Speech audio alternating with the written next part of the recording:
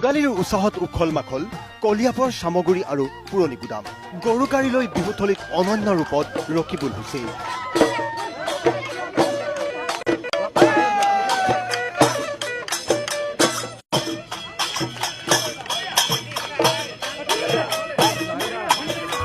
মেজি প্ৰজ্বলনেৰে সমাজৰ সৰ্বতো মংগল কামনা।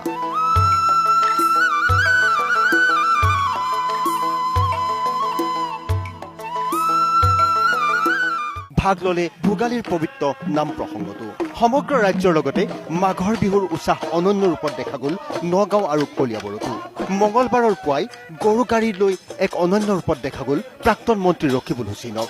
এয়া ৰকিবুল হুছেইনৰ নিজা সমষ্টি চামগুৰিৰ তেলীয়া গাঁও বালিপথাৰৰ দৃশ্য।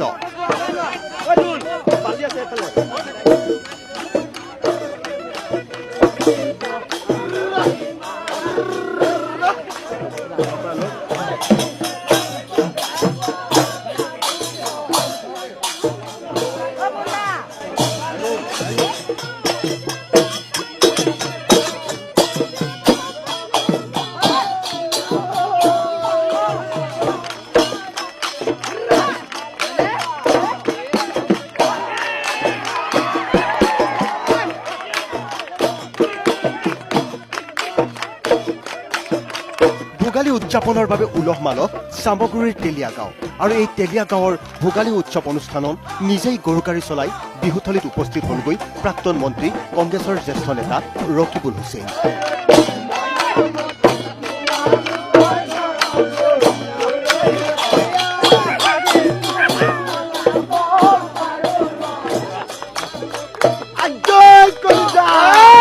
বিহুথলীৰ আনন্দত অংশগ্ৰহণ কৰি সপৰিয়ালে ৰকিবুল হুছেইনে ভাগ ললে মেজি প্ৰজ্বলনৰ আগৰ পবিত্ৰ নাম প্ৰসংগ অনুষ্ঠানতো।